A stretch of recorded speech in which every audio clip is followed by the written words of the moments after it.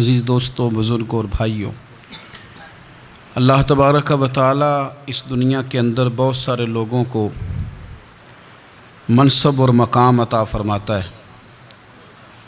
بہت سارے لوگ ایسے ہوتے ہیں جنہیں اللہ تبارک و تعالی زندگی میں بڑے بڑے مواقع عطا کرتا ہے۔ وہ چاہیں تو اس موقع سے اپنے ذاتی مفادات حاصل کریں اور چاہیں تو ان اچھے مواقع کو ملت کی، مذہب کی، قوم کی خدمت کے لیے وقف کر دیں۔ کچھ لوگ ایسے ہوتے ہیں کہ جو کسی مقصد کے حصول کی طرف سفر تو کر رہے ہوتے ہیں، لیکن اس کے پیچھے زیادہ تر ان کے ذاتی مفادات کار فرما ہوتے ہیں، اور وہ اپنے دنیاوی مقاصد کے لیے، اپنے اور اپنے خاندان کے دنیاوی فوائد کے لیے کوشش کر رہے ہوتے ہیں۔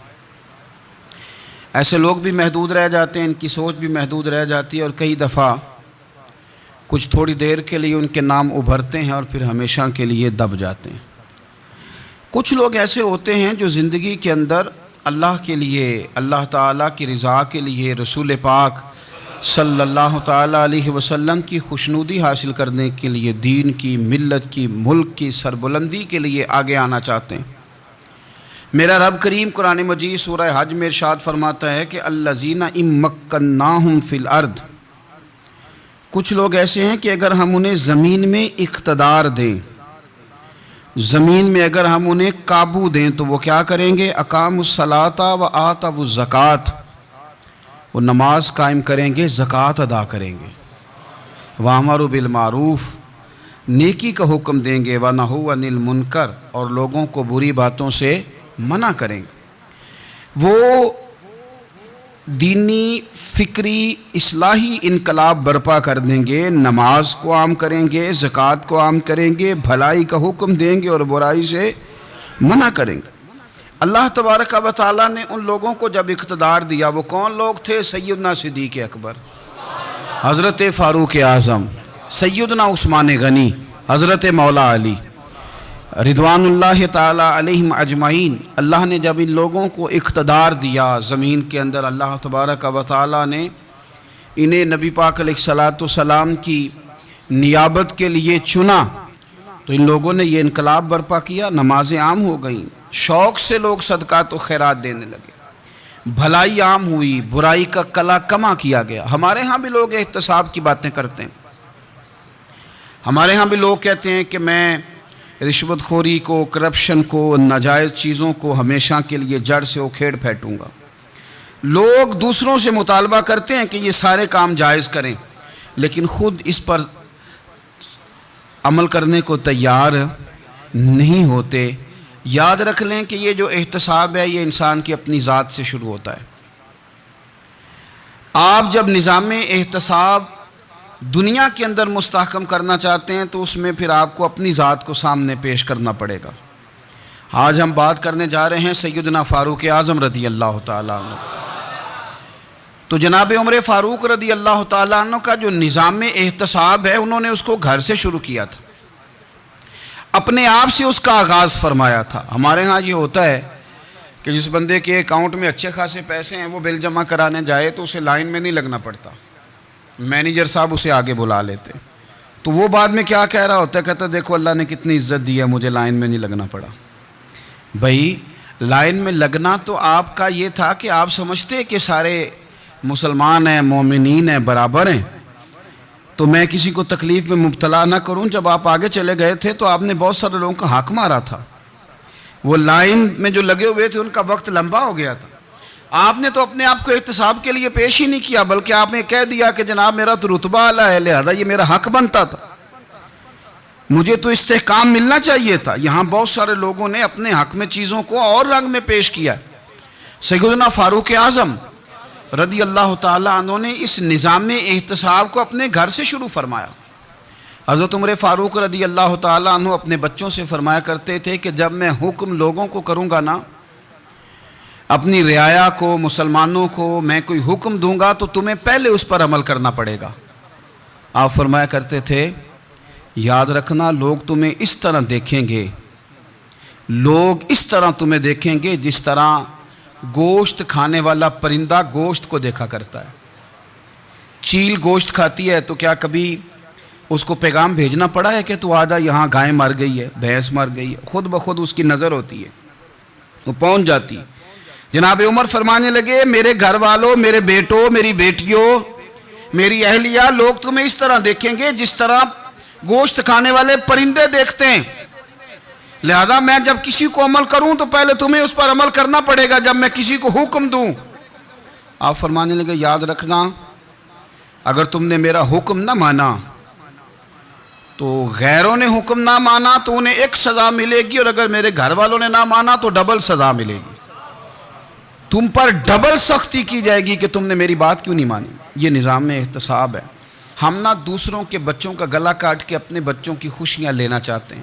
ہم چاہتے ہیں کہ دوسروں کے بچوں کے حصوں کا مال میرے گھر میں آ جائے.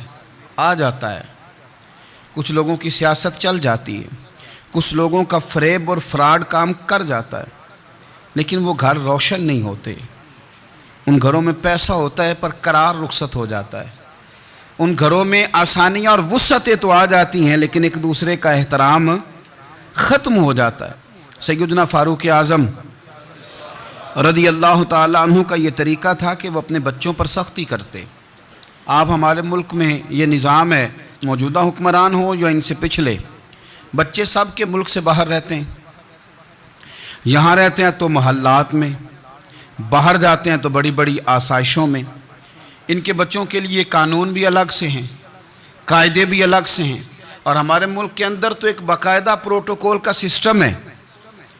اس سسٹم سے گزر کر بڑے بڑے لوگ چلنا پسند کرتے ہیں.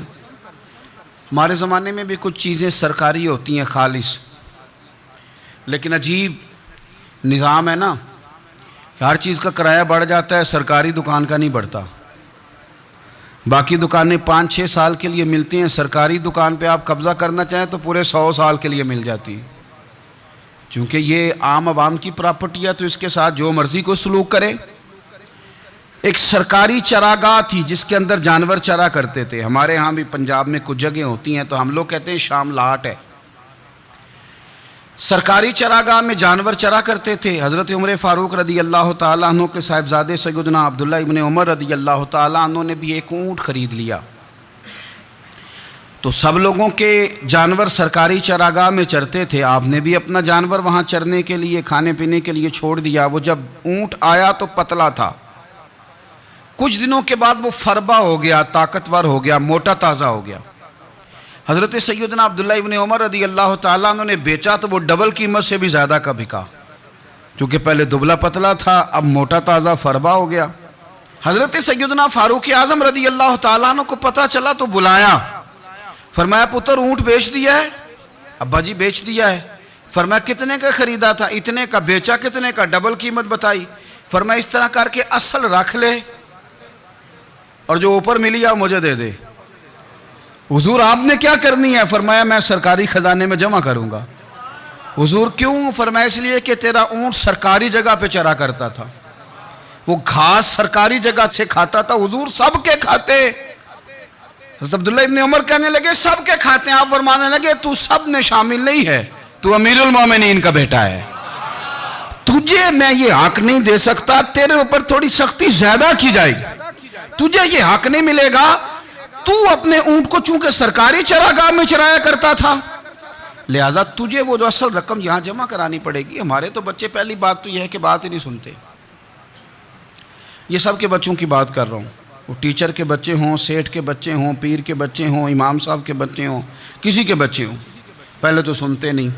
اور اللہ خیر کرے اگر آپ کوئی سنانا چاہیں تو فوری طور پر وہ ہوم منسٹری کے پاس پہنچ جاتے ہیں, ان کی اماں ان کی وکیل بن جاتی, آپ کہہ ہی کچھ نہیں سکتے, حالات رخ بدل جاتے. اس کا نقصان یہ ہوتا ہے کہ ان کو تراشا نہیں جا سکتا, ان کو ہیرے نہیں بنایا جا سکتا, ان کے اوپر کچھ ایسی میل کچیل چڑھ جاتی ہے جو بڑی عجیب و غریب ہوتی. اور کچھ لوگ ایسے ہوتے ہیں جو خرابی کرنے میں بھی اپنا کردار ادا کرتے ہیں, خرابی کرنے میں, اور بڑے لوگوں سے منسلک ہونے کے لیے لوگ رستے تلاش کرتے ہیں. رستے, میں چونکہ چیزوں کا مطالعہ کرنے کا بڑا شوقین ہوں تو میں میری والدہ داخل تھیں کئی سال پہلے ہسپتال میں، تو مجھے اس ہسپتال میں کچھ دن رہنا پڑا. ایک پرائیویٹ ہاسپٹل تھا، تو اس میں انہوں نے جگہ جگہ لکھ کے لگایا تھا ملازمین کو بخشیش نہ دیں. ہم ان کو بڑی اچھی معقول تنخواہ دیتے ہیں، سیلری بڑی عمدہ ہے، تو لوگ بخشیش نہ دیں. میں نے جو مینجمنٹ کے لوگ تھے ہاسپٹل کی، ان میں سے ایک سے میں نے کہا کہ اگر کوئی بندہ اپنی خوشی سے دینا چاہے تو آپ نے بڑا موٹا لکھ کے لگایا برائے مہربانی ان کو بخشیش نہ دیں. اس نے بڑی قیمت، سادہ آدمی تھا پر میری بڑی اس نے مجھے بات بتائی، مجھے نفع ہوا. کہنے لگے مولوی صاحب، جب کچھ امیر لوگ ہسپتال میں مریض لے کے آتے ہیں تو وہ صفائی والے کو پہلے ہی 500 روپیہ دکھا لیتے ہیں آتے ہی. پھر وہ جیسے آواز دیتے ہیں صفائی والے فٹافٹ اندر آتے ہیں، ان کا کمرہ صاف کرتے ہیں. تو سارے تو بیچارے اتنے مالدار نہیں ہوتے کہ آتے ہی پہلے کام والے کو 500 دیں. پھر نقصان کیا ہوتا ہے کہ یہ جن کی ذمہ داری ہے بہت ساری ڈیوٹیاں کرنے کی، یہ ڈیوٹی نہیں کرتے. یہ پلٹ کے ان کے طرف دیکھتے ہیں جن کے گھر سے سالن صحیح آتا ہے، ادھر ان کی توجہ زیادہ ہو جاتی ہے. جو نوٹ ان کو زیادہ دکھاتے ہیں، جو پھل لے کے آتے ہیں تو آدھا ان کو دیتے ہیں. تو ہم یہ کہتے ہیں یہ کام ہی نہ کرو، یہ اپنی تنخواہ پہ کام کریں تاکہ ہر آنے والے کا درد سمجھیں، ہر ایک کو یکساں یہ سروسز فراہم کریں. تو ہم یہ کام کرتے ہیں. ہم ایم پی اے کے اور کسی سے ہمارا تعلق نہ بنے تو ہم جناب اس کے ڈرائیور سے ہی تعلق بنا لیتے ہیں. ہم وہ جو آپریٹ کرنے والا ہوتا ہے ٹیلی فون، اسی سے بڑا تعلق بناتے ہیں، اس کو مٹھائی کا ڈبہ جلدی پہنچا دیتے ہیں. تو اسی طرح سے بڑے لوگوں کی اولادوں کو بگاڑا جاتا ہے. حضرت عاصم بن عمر رضی اللہ تعالیٰ عنہ، یہ سیدنا فاروق اعظم کے بیٹے تھے. مصر گئے تو لوگوں کو پتا چلا حضرت عمر کے بیٹے آئے. لوگوں نے تحفے دیے، بڑی بڑی چیزیں آپ کو دی. حضرت عمر کا بیٹا آیا، بڑے گفٹ دیے. تو صاحبزادے واپس آئے تو ان کے پاس بڑے تحائف تھے. سیدنا عمر فاروق رضی اللہ تعالیٰ عنہ نے دیکھا تو فرمایا ادھر لانا تحفے. کہا بھائی لوگوں نے مجھے دیے ہیں. فرمایا تو نے کیوں بتایا تھا کہ میں امیر المومنین کا بیٹا ہوں؟ کہا حضور ان کو ویسے ہی پتہ چل گیا. فرمانے لگے پتر یہ تحفے تمہیں اس لیے ملے ہیں کہ تم امیر کے بیٹے ہو، یہ تحفے تمہارا حق نہیں، چونکہ تمہیں اس کرسی کی وجہ سے ملے ہیں اور یہ کرسی مسلمانوں کی ہے، لہذا یہ حق بھی مسلمانوں کا ہی ہے. یہ لا سارے مال غنیمت میں جمع کیے جائیں گے. آپ اپنے گھر سے جب احتساب شروع کرتے ہیں، اپنے گھر سے، اور یہ یاد رکھیں یہ جو لوگ آتے ہیں آپ کے بچوں کو نوازنے کے لیے، یہ انہیں خراب کرتے ہیں، بگاڑ پیدا کرتے ہیں، یہ عجیب و غریب سی چیزوں میں مبتلا کر دیتے ہیں. بچوں کا نقصان ہوتا ہے کل کلام. پھر جو شاپر اچھا لے کے آئے پیر صاحب کے بچے ذرا اس سے پیار سے ملتے ہیں، نقصان ہو جاتا ہے. یہ دستے نگر ہو جاتے ہیں، یہ لوگوں کی طرف جیتے ہیں، دوسروں پہ ڈیپینڈ کرنے لگتے ہیں. حضرت ابو موسیٰ اشعری رضی اللہ تعالیٰ عنہ نے پہلے تو ایک قلین بڑا سونا تھا، تو آپ نے حضرت عمر کے گھر بھیج دیا کہ چلو ان کے گھر میں ان کی اہلیہ بچھا لیں گی. کہیں سے تحفہ آیا. پھر وہ جس کمرے میں مال غنیمت اور خزانہ رکھا جاتا تھا اس کی صفائی کر رہے تھے تو ایک دینار مل گیا. تو وہ دینار بچے سارے جا رہے تھے تو ان میں سے حضرت عمر کے ایک بیٹے کو چھوٹے کو بلایا اور بلا کے کہا پتر یہ دینار لے لو. حضرت عمر نے دیکھا کہ بیٹے کے ہاتھ میں دینار بھی ہے اور گھر میں قالین بھی ہے. ایک موقع پہ وہ قالین گیا، ایک موقع پر بچے کو ایک دینار دیا. تو حضرت عمر اپنی اہلیہ سے پوچھنے لگے یہ کہاں سے آیا قالین؟ کہا جناب ابو موسیٰ اشعری رضی اللہ تعالیٰ عنہ نے بھیجا ہے. بیٹے سے پوچھا دینار کہاں سے آیا؟ کہا مجھے انہوں نے ہی دیا ہے. آپ نے وہ دینار بھی لیا اور قالین بھی لیا اور اس کو لپیٹا اور جناب ابو موسیٰ اشعری کو بلایا اور اتنے سخت ناراض تھے. فرمانے لگے ابو موسیٰ اشعری سے کہنا میرے پاس پیدل آئے، گھوڑے پہ نہ آئے. اور جب آئے حضرت ابو موسیٰ اشعری تو جناب عمر اتنے ناراض ہوئے کہ وہ قالین لپیٹ کے تو ان کے سر پہ مار دیا. فرمانے لگے پکڑو اپنا دینار، تمہیں پورے مدینے میں میرے بیٹے کے علاوہ کوئی اور نہیں ملے تھا جسے تم خراب کر سکو، میرا پتر ہی ملا تھا بگاڑنے کی. کس نے اجازت دی تم میرے بیٹے کو دینار دو؟ کیوں لائے تم میرے گھر میں قالین؟ حضرت عمر فاروق رضی اللہ تعالیٰ عنہ فرمانے لگے میں زمین پہ سونے کا عادی ہوں، زمین چٹیل بھی ہو تو رب کا بندہ بن کے سوتا ہوں تو اللہ مجھے آرام اور سکون کی نیند عطا فرما دیتا ہے. مجھے تمہارے مخملوں کی اور قالینوں کی ضرورت نہیں ہے. احتساب یہاں سے شروع ہوتا ہے بھائی. یہاں ہم نہ اپنے گھر میں بیٹھ کے مایوس باتیں کرتے ہیں، اور فلانے کے بچے کہاں پہنچ گئے، فلانے کے بعد بڑا پیسہ آ گیا، میں کچے مکان میں رہوں، میں یہ کروں، دیکھو مجھے نہیں سہولی۔ یہ تو آپ مایوسی والی باتیں کر رہے ہیں، یہ تو آپ کمزور باتیں کر رہے ہیں۔ یہ تو اس طرح کی باتیں تو ہارے ہوئے لوگ کرتے ہیں۔ اس طرح کا لب و لہجہ تو ان لوگوں کا ہوتا ہے جو احساس کمتری کا شکار ہوتے ہیں۔ یہ آپ نے کس طرح کا لب و لہجہ، اور اپنے بچوں کو آپ بھکاری بنا رہے ہیں تاکہ دوسروں کو دیکھیں تو مایوس ہو جائیں۔ اٹھ باندھ کمر کیوں ڈرتا ہے، پھر دیکھو خدا کیا کرتا ہے۔ آپ کا جو احساس ہے وہ اتنا خوبصورت ہو، آپ کے لہجے کے اندر اس قدر ٹھہراؤ ہو، آپ کو اطمینان آ چکا ہو، اور آپ کے بچے کبھی بھی کمپیریزن نہ کریں اپنا کسی کے ساتھ، کبھی بھی انہیں کرنے نہ دیں۔ آپ کبھی وہ کبھی یہ بات نہ کریں کہ فلانے زیادہ اچھا کھاتے پیتے ہیں تو ہم کدھر ہیں، کرنے نہ دیں انہیں بتائیں کہ بیٹا اپنی مٹی پہ چلنے کا سلیقہ سیکھو، سنگ مرمر پہ چلو گے تو پھسل جاؤ گے۔ ان کو بتائیں کہ جو تمہارے پاس ہے یہ خدا کا عطیہ ہے، اسی پر تم نے قناعت کرنی کبھی بھی۔ حضرت زید بن حارثہ سے نبی پاک صلی اللہ علیہ وسلم کو بڑا پیار تھا، پھر ان کے بیٹے حضور کے غلام زادے حضرت اسامہ بن زید کے ساتھ بھی حضور بڑا پیار کرتے۔ لیکن یہ تو مسلمہ حقیقت ہے نا کہ عظمت اور شان تو سیدنا فاروق اعظم کی زیادہ ہے۔ امت کا اتفاق ہے کہ نبیوں کے بعد سب سے بڑا درجہ جناب صدیق اکبر کا، اور پھر اللہ نے مقام عطا کیا حضرت فاروق اعظم کو۔ یہ بڑے لوگ تھے۔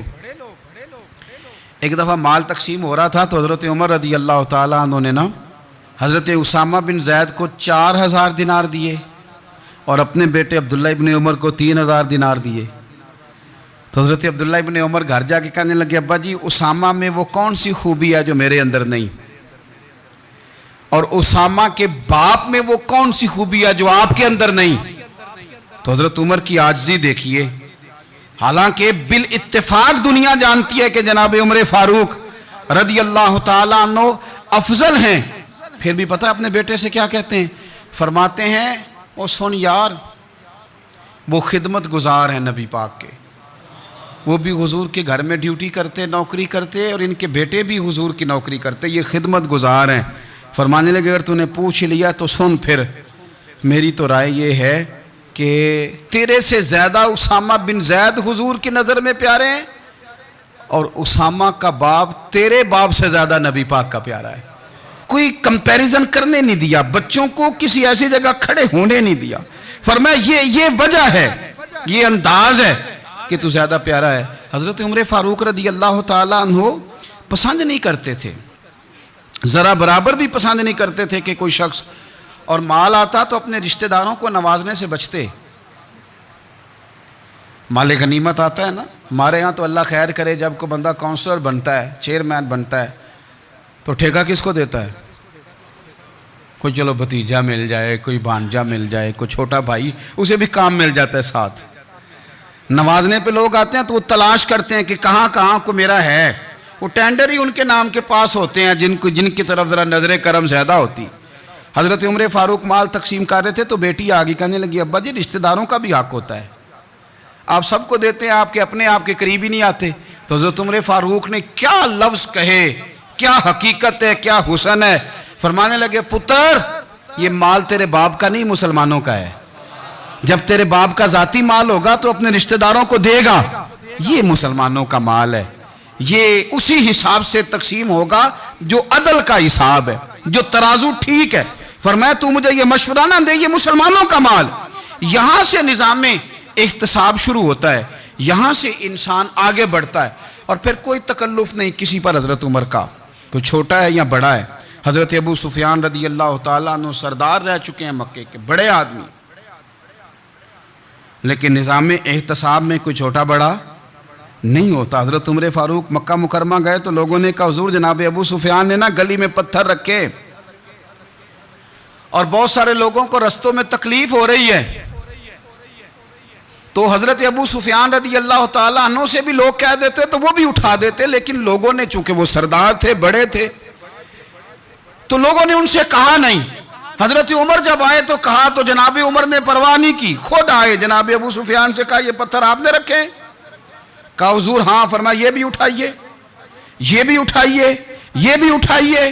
جب وہ اٹھا رہے تھے تو حضرت عمر کہہ رہے تھے شکر نہیں اللہ کا کہ عمر کہہ رہے ہیں اور ابو سفیان مانتے جا رہے ہیں.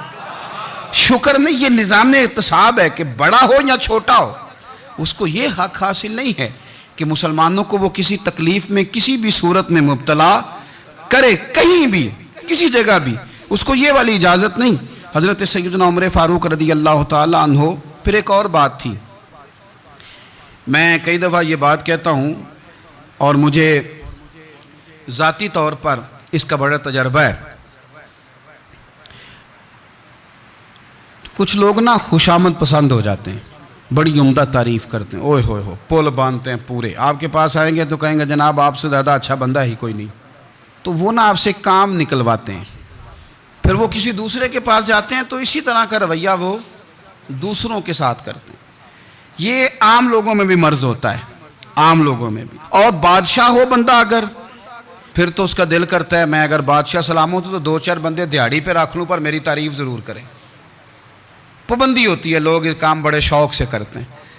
اور شیخ سعدی فرمایا کرتے تھے لکڑی کو گھن کھا جاتی ہے اور بڑے لوگوں کو خوشامد کھا جاتی ہے خوشامد. حضرت عمر فاروق رضی اللہ تعالیٰ عنہ اس معاملے میں بھی بڑے مضبوط تھے. ویسے مجھے اور آپ کو اچھا کون لگتا ہے؟ ہماری غلطیاں بتانے والا. ہمارے ایسا فرمایا کرتے تھے اپنے دشمنوں کی باتوں پر بھی غور رکھو, تمہارے دشمن تمہیں نکھار دیتے ہیں.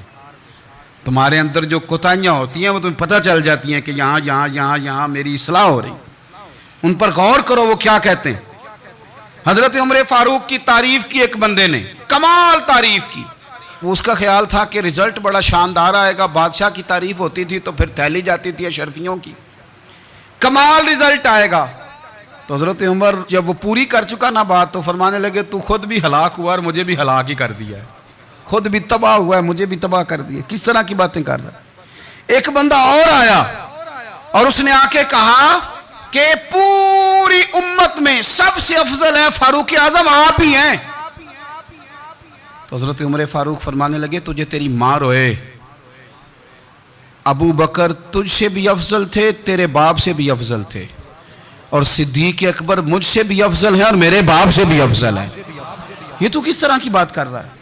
یہاں ہر شے ہضم نہیں ہو جاتی, فوری طور پہ لوگ ڈکار بھی پورا نہیں لیتے. قرآن مجید نے کہا فَلَا تُزَكُّوا أَنفُسَكُمْ هُوَ أَعْلَمُ بِمَنِ اتَّقَى. اپنے منہ سے نہ کہو میں پاک صاف ہوں, اللہ زیادہ بہتر جانتا ہے کہ تم میں سے پرہیزگار کون ہے. اپنے منہ سے تعریفیں کرتے کراتے ہو, یہ مزاج چھوڑ دیں. حضرت عمر رضی اللہ تعالیٰ عنہ پسند نہیں کرتے تھے. ایک آدمی نہ چلتا تھا وہاں تو بڑا متکبرانہ چال کے ساتھ چلتا. حضرت عمر نے دیکھا, یہاں تک احتساب فرماتے تھے, زمین پہ زور زور سے پیر پٹکتا, چال بڑی اس کی متکبرانہ, لوگ بڑے پریشان ہوتے. حضرت عمر نے ایک دن سمجھایا, باز نہیں آیا. اگلے دن پہ درہ نکال لیا, لگائے 4 درے, فرمایا آج کے بعد نہ چلنا اس طرح مدینے میں پیر پٹک پٹک کے. اس وقت تو اسے غصہ لگا, لیکن کچھ دیر کے بعد نا جب غصہ اترا تو حضرت عمر کے پاس آیا, کہنے لگا حضور اللہ آپ کا بھلا کرے, آپ نے درے نہیں مارے, آپ نے تو شیطان بھگا دیا جو میرے ساتھ چمٹا ہوا تھا. چمٹا ہوا شیطان آپ نے مجھ سے بھگا دیا ہے. یاد رکھیں مسند امام احمد بن حنبل میں حدیث ہے, اللہ کے پیارے رسول صلی اللہ علیہ وسلم فرماتے ہیں جو دنیا میں متکبرانہ چال کے ساتھ چلتا ہے نا, قیامت کے دن وہ اللہ سے اس حال میں ملے گا کہ رب اس سے ناراض ہوگا. متکبرانہ چال سے نہیں چلیں گے. تو حضرت فاروق اعظم رضی اللہ تعالیٰ عنہ کا یہ طریقہ تھا کہ آپ خیال کرتے, اور پتہ کس طرح کا آپ کا مزاج تھا. فرماتے تھے تقسیم کرو, دوسروں کا بھی خیال رکھو. جس طرح بندہ دیوانہ وار نہیں لوگوں کا خیال رکھتا کہ بندہ بگڑے کوئی نہ, دیوانہ وار. کچھ لوگ تبلیغ کرتے ہیں رسمی, اور کچھ لوگ ایسے ہوتے ہیں جو لوگوں کی اصلاح میں دیوانے ہو جاتے ہیں. ان کی خواہش ہوتی ہے یہاں بھی بندہ ٹھیک ہو جائے, یہاں بھی بندہ ٹھیک ہو جائے, یہاں بھی بندہ ٹھیک ہو. کچھ لوگ کڑی نگرانی کرتے ہیں کہ انسان بگڑنے نہ پائے. حضرت عمر فاروق رضی اللہ تعالیٰ عنہ نا گوشت والی دکان کے پیچھے جا کے بیٹھ گئے کئی دنوں تک. وہ کہنے لگا حضور یہاں کیا ہے؟ فرمایا تو اپنا کام کرنا. گوشت والی دکان پہ بیٹھے, کام کر اپنا, نگرانی کرنے لگے حضرت عمر. پھر آپ نے نا وہ بندے پکڑ لیے. کون؟ جو 2 دن مسلسل گوشت خریدنے آئے. پکڑ کے کھڑا کر لیا. فرمایا تو کل بھی گوشت لینے آیا تھا؟ حضور ہاں. فرمایا آج پھر کھائے گا؟ حضور جی. تو آپ فرمانے لگے کیا تیرے محلے سے غربت ختم ہو گئی ہے؟ تیرے رشتہ دار سارے پیٹ بھر کے کھاتے ہیں، تو دو دو دن گوشت لینے آتا ہے. فرمایا آج کے بعد مسلسل گوشت لینے آیا تو درے سے ماروں گا، خبردار یہ کام نہ کرنا. یہاں تک نظام احتساب کا جب خیال رکھا جائے پھر حالات بگڑا نہیں کرتے، پھر وہ قابو میں رہا کرتے ہیں. حضرت عمر فاروق رضی اللہ تعالیٰ عنہ اس ترتیب کے ساتھ اصلاح کرتے، اس ترتیب کے ساتھ. سیدنا فاروق اعظم رضی اللہ تعالیٰ عنہ کی ایک بات آخر میں عرض کرنی ہے، وہ میں بھی اپنے اوپر لاگو کروں، آپ بھی غور کریں. حضرت عمر فاروق رضی اللہ تعالیٰ عنہ نے خط لکھا حضرت ابو موسیٰ اشعری کو. آپ فرمانے لگے یاد رکھنا جو گورنر، جو امیر اپنے رب کریم کی فرما برداری کرتا رہتا ہے نا، اس کی رعایا بھی اس کی فرما برداری کرتی ہے. اور جو لوگ اپنے رب کریم کی فرما برداری چھوڑ دیتے ہیں، پھر جنہوں نے ان کی فرما برداری کرنی ہوتی ہے وہ ان کی فرما برداری چھوڑ دیتے ہیں. آپ نے سپہ سالاروں کو خط لکھے تھے، فوج کے جو جرنیل تھے، کمانڈو تھے، ان کو خط لکھے تھے. فرمایا جو سپاہی نماز نہیں پڑھتا اسے فوج سے نکال دو. اور ساتھ لکھا تھا یاد رکھو جو رب کا وفادار نہیں وہ ہمارا کیسے ہو سکتا ہے، نکال دو ان لوگوں کو، فوج سے الگ کر دو. ہم آج جو بے پناہ پریشان ہیں، ہمارے بچے بات نہیں مانتے، شاگرد بات نہیں مانتے، ہم شکوے کرتے ہیں، بے ادبی بڑھ گئی. ادب کے ساتھ میں گزارش کروں گا بڑوں کی بارگاہوں میں، جو میری طرح کے بڑے بنے ہوئے ہیں، بزرگوں سے نہیں بات کرتا، ان سے میں کہوں گا کہ ہمیں ایک دفعہ اپنے اوپر بھی تو غور کر لینا چاہیے. کہیں ایسا تو نہیں ہے کہ ہم جب تک اللہ تعالیٰ کے فرما بردار تھے، جب تک ہم تقوی کے معیار پر تھے، ہماری بات ماننے والے ہماری بات مان رہے تھے. کہیں ایسا تو نہیں کہ ہم اس معیار سے ہل گئے ہیں تو اب جو ہمارے فرما بردار تھے وہاں سے ہل گئے. حضرت عمر رضی اللہ تعالیٰ عنہ فرمایا کرتے تھے کہ لوگوں کو عجب میں مبتلا نہیں ہونا چاہیے. خود پسندی کا جو ماحول ہوتا ہے اس سے لوگوں کو ہمیشہ نکلنا چاہیے. حضرت عمر کے ایک صاحبزادے نے کنگھی کر لی، اچھا لباس پہن لیا تو درہ مارا جناب عمر نے. تو آپ کی بیٹی کہنے لگی ابا یہ تو بالکل جائز ہے، اچھے کپڑے پہننا، اچھا لباس پہننا اور سر میں کنگھی کر لینا، اس پر درہ کیوں مار دیا؟ تو آپ فرمانے لگے بیٹا یہ خود پسندی میں مبتلا ہونے لگا تھا، یہ اپنے آپ کو بہت بھلا سمجھنے لگا تھا. اس کا خیال تھا کہ میں ہی ہوں، میرے علاوہ کوئی نہیں. یہ اس مقام پہ جا رہا تھا جہاں اس کی تربیت رک جاتی، اس لیے درہ مارا ہے. ایک دفعہ حکومتی معاملات کے اندر آپ کی اہلیہ نے مشورہ دینا چاہا. بڑے کام بیویاں نہیں کرتی، بڑے بڑے معاملات میں مداخلت نہیں کرتی. ہمارے بر صغیر میں وہ بادشاہ نہیں گزرا کہ جو فیصلہ کرتا تھا تو کرسی پہ بیٹھ جاتا تھا اور پردے کے پیچھے اس کی بیوی بیٹھ جاتی تھی، اور جب وہ فیصلہ سنانے لگتا تو یوں گردن پیچھے کرتا اور اہلیہ جو کہتی وہ فیصلہ سنا دیتا. لیکن ایک دفعہ خاتون نے ایک آدمی کو حضرت عمر نے معزول کیا تو آپ کی اہلیہ نے، اس آدمی کی اہلیہ حضرت عمر کی اہلیہ سے ملی ہوں گی، تو خاتون نے ذرا سفارش کرنی چاہی. تو جناب عمر فاروق رضی اللہ تعالیٰ عنہ کے ہاتھ میں عصا تھا، ڈنڈا تھا، 2-3 دفعہ زمین پہ مارا. فرمایا تمہیں کس نے اجازت دی ہے حکومتی معاملات میں مشورہ دینے کی؟ یہ مشورہ مولا علی دیں گے یا عثمان غنی دیں گے؟ آپ کو کس نے اجازت دی؟ وہ حکومتی معاملات، وہ مسلمانوں کا اجتماعی معاملہ، وہ مسلمان دیکھیں. آپ کو اس میں آنے کی اجازت نہیں ہے. جو آپ کی ذمہ داریاں ہیں، آپ کے حقوق ہیں، ان پر آپ بات کریں. تو بھائی نظام میں احتساب اپنی ذات سے شروع کریں. ہماری اولادیں، ہمارے بچے، وہ باہر سے انہوں نے زیادہ اثر نہیں لیا. ہم نے انہیں بتایا ہے کہ ہم بڑے غریب ہیں، ہم بڑے مجبور ہیں، ہم تو بڑے کمزور ہیں، ہماری تو سنتا کوئی نہیں، یہ تو امیروں کا ملک ہے، اس میں تو فلانے فلانے کو اہمیت حاصل ہے. ان باتوں نے ہمارے بچوں کو کمزور کیا ہے. ان باتوں نے ہمارے بچوں کے دلوں میں احساس کمزوری پیدا کیا ہے. آپ ان کو جینا سکھائیں. آپ ان لوگوں کو بتلائیں کہ رب کریم نے جو تمہارے لیے بہتر سمجھا وہ تمہیں اپنے فضل سے بڑا عطا فرمایا ہے. آپ ان کو ان کے مقام پر رہ کر خوددار اور قناعت پسند ہونا سکھائیں. آپ یقین کریں گھر امن والا بن جائے گا. بچے اگر بھنا ہوا گوشت کھا رہے ہوں اور پھر بھی لاڑی رہے ہوں کہ مسالہ میری مرضی کا نہیں، سٹائل میری مرضی کا نہیں، ٹیسٹ میری مرضی کا نہیں، یہ والا گوشت میں نے نہیں کھانا، یہ اس طرح کر کے بنا ہوتا تو پھر میں نے کھانا تھا، وہ زیادہ خوفناک صورتحال ہو جاتی ہے۔ لیکن اگر ابا جی اماں جی گھر والے کھیتوں میں کام کر رہے ہوں اور بچے اچار کے ساتھ روٹی لے کے جائے